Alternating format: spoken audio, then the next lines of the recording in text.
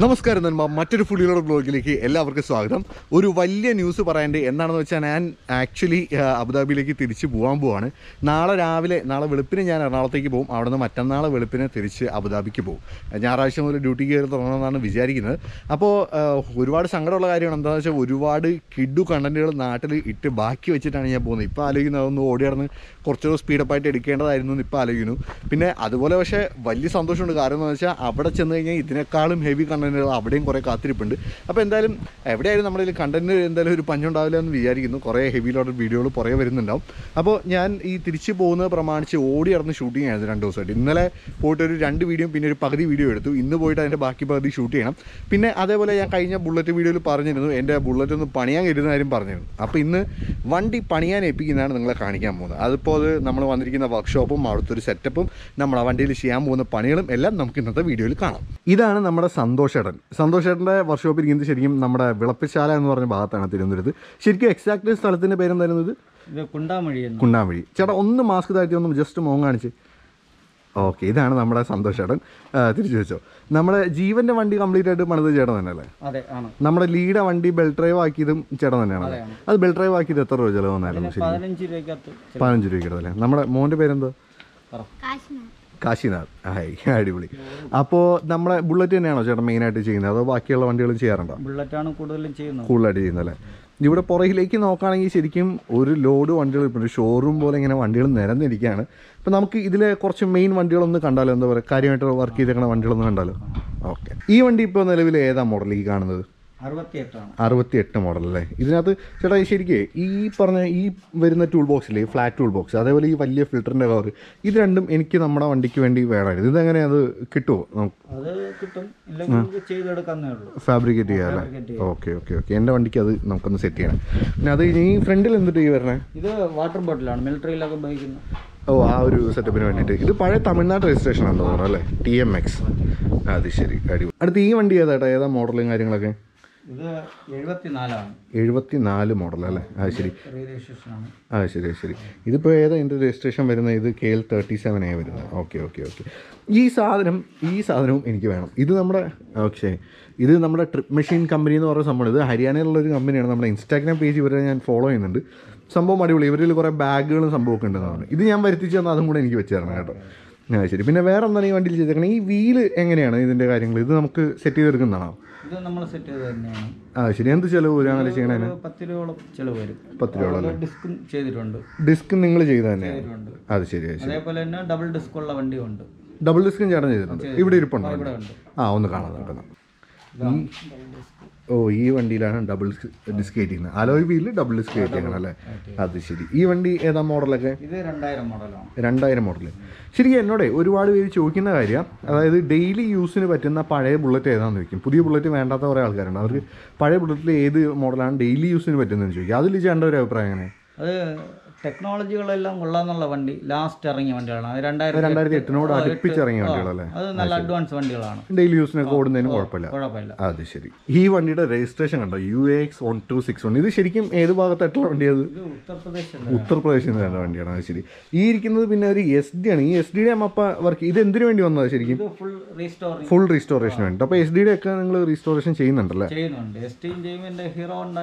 സ്വന്തം വണ്ടി ഞാൻ തന്നെ ചെയ്യുന്നത്. അത് ശരി.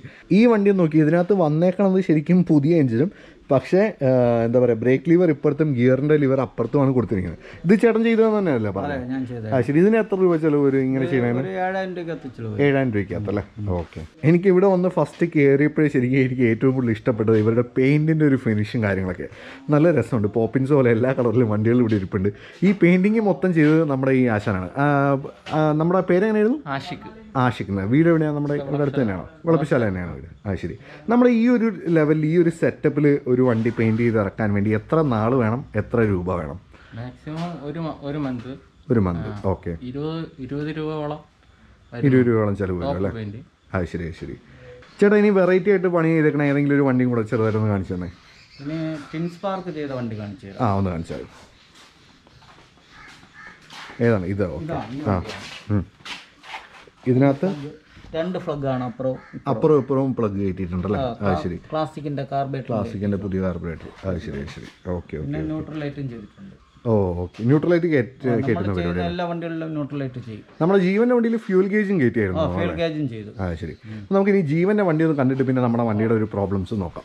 ഈ കാണുന്നതാണ് നമ്മുടെ ജീവൻ ബ്രോയുടെ വണ്ടി. ശരിക്കും ഞാനിത് ആദ്യമായിട്ട് എന്ന് കാണുന്നത്, അവൻ്റെ ഫോട്ടോയിൽ മാത്രമേ ഞാൻ കണ്ടിട്ടുള്ളൂ. ഇതിൻ്റെ ഡീറ്റെയിൽസ് നമുക്ക് ചേട്ടനോട് ചോദിക്കാം. ചേട്ടാ ഇത് ശരിക്കും ഏതായിരുന്നു മോഡൽ? ഇത് 94 വണ്ടിയാണ്. 94. അത് ശരി. എന്തൊക്കെയാണ് ഇതിനകത്ത് ചെയ്തത് നമ്മൾ? ഇതിൽ ഹൈഡ്രോളിക് ക്ലച്ച് ചെയ്തിട്ടുണ്ട്. എന്തിനു വേണ്ടിയിട്ട് അത് ഹൈഡ്രോളിക് ക്ലച്ച്? പെർഫോമൻസ് നല്ലതാണ്, കുറച്ച് സ്മൂത്ത് ആവും. ശരി. എന്ത് ചിലവ് വരും അത് ചെയ്യാനായിട്ട്? ഒരു 8-9 രൂപയ്ക്കകത്ത് വരും. 8-9 രൂപ. ഓക്കെ. വേറെ എന്താ ചെയ്തതിനകത്ത്? വേറെ ഫ്യൂൽ ഗേജും ന്യൂട്രലൈറ്റും കയറ്റിയിട്ടുണ്ട്. ശരി. ഡബിൾ ഡിസ്ക് ആണ്. ഫ്രണ്ടിൽ 2 സൈഡിലും ഡിസ്ക് കയറ്റിയിട്ടുണ്ട്. വർക്ക് ആവുന്നുണ്ട്. ശരി. ഓക്കെ. ഈ NS-ന്റെ സ്വിച്ച് വരുന്നുണ്ട്, ലൈറ്റ് എത്തുന്ന. ഓക്കെ. ഈ സ്വിച്ചുകൾ മൊത്തം NS-ന്റെ ആണല്ലോ. ലൈറ്റ് എത്തുന്ന സ്വിച്ച്. ശരി. ഡബിൾ സൈലൻസർ, രണ്ടും വർക്കിംഗ് ആണ്. അത് ശരി. അപ്പോൾ നമുക്കിത് സ്റ്റാർട്ട് ചെയ്ത് തന്നാൽ ഇതിൻ്റെ സൗണ്ട് ഒന്ന് കേട്ടാലോ? ഓക്കെ.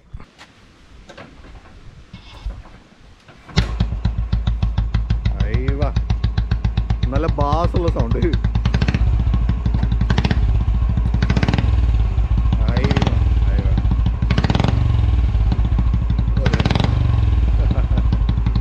ഓക്കെ. ജീവനെ കൊണ്ട് രക്ഷയില്ല. ഇത് ഇവൻ എവിടെ നിന്ന് കണ്ടുപിടിച്ചെന്ന് അറിയാൻ പാടില്ല ഈ സെറ്റപ്പ്. ഇതുവരെ കേട്ടില്ലാത്തൊരു വെറൈറ്റി സൗണ്ട്. ഇനി നമുക്ക് നമ്മുടെ വണ്ടി നമ്മുടെ ചേട്ടനൊന്ന് കാണിച്ചു കൊടുക്കാം. ചേട്ടാ, ഓയിൽ ലീക്ക് ചേട്ടൻ കണ്ടല്ലോ. കണ്ടിട്ട് എന്താണ് ചേട്ടൻ്റെ ഒരു അഭിപ്രായം? നമുക്ക് ശരിയാക്കി എടുക്കാൻ പറ്റുമോ? തീർച്ചയായിട്ടും ശരിയാക്കി. ഇപ്പം ഇതിപ്പോൾ നമ്മൾ ഈ ഓയിൽ ലീക്കിന് വേണ്ടി നമ്മളിപ്പോൾ എന്താ ചെയ്യാൻ പോകുന്നത്? നമുക്ക് ആ ഹെഡും ടൈമിംഗ് എല്ലാം ഇളക്കി അതെന്താണെന്ന് നോക്കിയിട്ട് അത്. ഓക്കെ. കുറേ അധികം നട്ടുകൾ ഈ പറഞ്ഞ അത് ത്രെഡ് പോയിരിപ്പുണ്ട്. അപ്പോൾ അത് എന്താ ചെയ്യാം നമ്മൾ? അത് മെഷീൻ വർക്ക് ചെയ്യണം. ശരി. അതായത് പുതിയ ഹോൾ അടിച്ച് അതിനകത്ത് സ്ലീവ് ഇറക്കി ടാപ്പ് അടിച്ച് ചെയ്യുക അല്ലേ? ഓക്കെ. പക്ഷേ എനിക്ക് അതിനേക്കാളും കൂടുതൽ എന്നെ ബോധർ ചെയ്യുന്ന പ്രശ്നം ടാപ്പറ്റിൻ്റെ പ്രശ്നമാണ്. ഓയിലേക്ക് പിന്നെ എന്തെങ്കിലും ആവട്ടെ എന്ന് ഞാൻ വിചാരിച്ചു. പക്ഷേ ടാപ്പിൻ്റെ സൗണ്ട് എനിക്ക് ഭയങ്കര പ്രശ്നമാണ്. എനിക്ക് ഭയങ്കര അരോചകമായിട്ട് തോന്നുന്നൊരു സംഭവമാണ്. അതിന് നമ്മളിപ്പോൾ എന്താ ചെയ്യാൻ പോകണം? ശരിയും അത് ഈ ഹെഡും ടൈമിംഗ് സൈഡും ചെയ്യുമ്പം ശരിയാവും അല്ലേ? ചേട്ടൻ ഒന്ന് വണ്ടി ഓടിച്ച് നോക്കിയിട്ട് വേറെ എന്തെങ്കിലും ഒരു കുഴപ്പം തോന്നുന്നുണ്ടോ ഒന്ന് പറയാമോ? ഓക്കെ.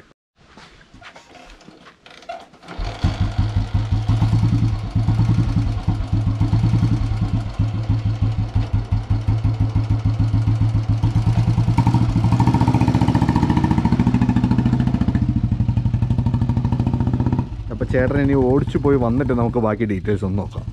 വീഡിയോ ഓണാവും. ഇപ്പോൾ വീഡിയോ ഷൂട്ട് ചെയ്തുകൊണ്ടിരിക്കുക. ഓല്ലേ?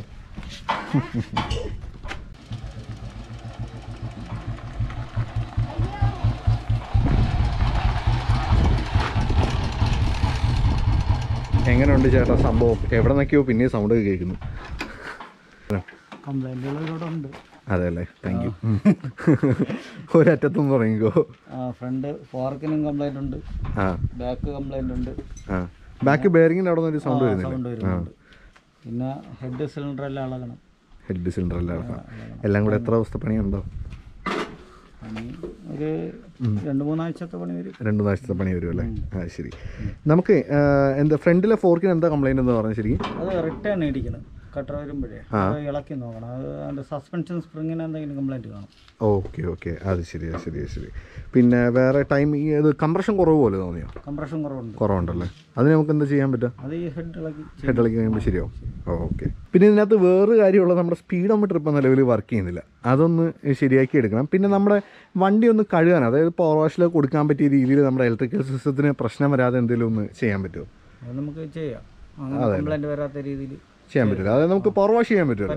അത് മതി. ഓക്കെ. പിന്നെ നമ്മുടെ ഇവിടെ വന്ന് ബാക്കിയുള്ള വണ്ടികളൊക്കെ കണ്ടു കഴിഞ്ഞപ്പോൾ ശരിക്കും എൻ്റെ പെയിൻറ്റ് ഫിനിഷ് ഒന്ന് മാറ്റിയാൽ കൊള്ളാമെന്ന് എനിക്ക് നല്ല ആഗ്രഹമുണ്ട്. പക്ഷേ ചെയ്തിട്ടിപ്പോൾ 3 കൊല്ലം പോലും ആയിട്ടില്ല. പിന്നെ ഞാൻ നോക്കട്ടെ, ഞാൻ എന്തായാലും നോക്കിയിട്ട് വിളിച്ച് പറയാം. എനിക്ക് മനസ്സിലൊരു കളറുണ്ട്, അതെനിക്ക് പറഞ്ഞു തരാൻ അറിയാൻ പാടില്ല. അത് ഞാൻ വാട്സാപ്പിൽ അയച്ചു തരാം, എന്നിട്ട് നമുക്കൊന്ന് നോക്കാം. അപ്പോൾ നമ്മൾ ഈ പറഞ്ഞ വർക്കുകളൊക്കെ പോയിട്ട് പിന്നെ ഞാൻ പറഞ്ഞ പോലെ ഞാൻ നേരത്തെ ആ സൈഡ് ടൂൾ ബോക്സ് നമുക്ക് ചെയ്യണം. പിന്നെ അതേപോലെ ഈ ഫ്രണ്ടിലെ എയർ ഫിൽറ്ററിൻ്റെ കവർ നമുക്ക് മാറ്റണം. പിന്നെ മഡ് ഗാർഡ് ഇവിടെ നോക്കി ഇത്തിരി മുകളിലേക്ക് കിളന്നിരിക്കുന്ന പോലെയില്ല, അതായത് ഒരു പൊങ്ങിയിരിക്കുന്ന പോലെയില്ല, അതൊന്ന് മാറ്റി ഒന്ന് താഴത്തേക്ക് ഒരു സിമെട്രിക്കലാക്കി എടുക്കണം. പിന്നെ അത് കഴിഞ്ഞ് ഞാൻ മറ്റേ ട്രിപ്പ് മെഷീൻ ആൻഡ് കോയിന്ന് ഞാനൊരു എന്താ പറയുക ഹാൻഡിൽ ഗ്രിപ്പും ഒരു സാഡിൽ ബാഗും കൂടെ ഞാൻ ഓർഡർ ചെയ്ത് തരാം. അതും കൂടെ നമുക്കൊന്ന് സെറ്റ് ചെയ്യണം. പിന്നെ വേറെ എന്തെങ്കിലും ചെയ്യാനുള്ള ഒരു ഇതായി തോന്നണല്ലേ? ഇതിപ്പോൾ മൊത്തം എത്ര നാൾ ഇവിടെ ഇരിക്കേണ്ടി വരും വണ്ടി? അത് വർക്ക് അനുസരിച്ചിരിക്കുന്നു. അത് ശരി. അപ്പോൾ അയച്ച് നോക്കിയിട്ട് ചേട്ടനെ വിളിച്ച് പറയുമോ പറയാം. കാര്യം ഡീറ്റെയിൽസ് അങ്ങനെയാണ്? ഓക്കെ. അപ്പോൾ എന്തായാലും ചേട്ടൻ ഈ വണ്ടി ഒന്ന് മൊത്തത്തിലൊന്ന് അയച്ച് പണിഞ്ഞ് നോക്കിയിട്ട് പോസ്റ്റ്മോർട്ടം ചെയ്ത് നോക്കിയിട്ട് ബാക്കി ഡീറ്റെയിൽസ് പറയും. അതെന്തായാലും ഞാൻ വരുന്ന വീഡിയോയിൽ എവിടെയെങ്കിലും ഞാൻ അപ്ഡേറ്റ് ചെയ്തോളാം. അപ്പോൾ ഞാൻ അടുത്ത നാട്ടിൽ വരുമ്പോഴത്തേനും ഈ വണ്ടി കുട്ടപ്പനായിട്ട് കംപ്ലീറ്റ് സെറ്റപ്പായിട്ട് പുറത്തിറങ്ങുമായിരിക്കും അല്ലേ? പക്ക. ഓക്കെ, അത് മതി. പൊതുവേ ഞാൻ അബുദാബിക്ക് പോയി കഴിഞ്ഞാൽ 2-3 മാസത്തിലൊരിക്കൽ ചാടി വരാറാണ് പതിവ്. പക്ഷേ ഇത്തവണ ഈ ഒരു കണ്ടീഷനിൽ ഇനി പോയാൽ എന്ന് വരാൻ പറ്റുമെന്ന് ഒരു ഐഡിയ ഇല്ല. നമ്മുടെ ബഗീരനെ നമ്മുടെ ചേട്ടൻ്റെ കയ്യിൽ, സന്തോഷേൻ്റെ കയ്യിൽ ഏൽപ്പിച്ചിട്ട് പോവാണ്. തിരിച്ച് വരുമ്പോഴത്തേനും കുട്ടപ്പനായി കിട്ടുമെന്ന് വിശ്വസിക്കുന്നു. പിന്നെ ഒരുപാട് പേര് തന്നെ ബുള്ളറ്റിൻ്റെ ഒരുപാട് മെയിൻ്റനൻസിൻ്റെ കാര്യങ്ങളൊക്കെ ചോദിച്ചിട്ട് വിളിക്കാറുണ്ട്. അപ്പോൾ ഞാൻ എന്തായാലും സന്തോഷേൻ്റെ നമ്പർ താഴത്ത് കൊടുത്തേക്കാം. അത് എന്ത് ഡൗട്ട് ഉണ്ടെങ്കിലും പുള്ളിക്കാരനെ വിളിച്ച് ചോദിച്ചുള്ളൂ, എന്ത് ആവശ്യമുണ്ടെങ്കിലും.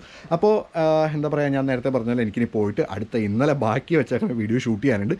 അപ്പോൾ ഈ വീഡിയോ ഇഷ്ടപ്പെട്ടാൽ ലൈക്ക് ചെയ്യാനും ഷെയർ ചെയ്യാനും മറക്കണ്ട. മറ്റൊരു ഫുള്ളിലോട് ബ്ലോഗുമായി ഞാൻ പിന്നെയും വരാം. Good bye.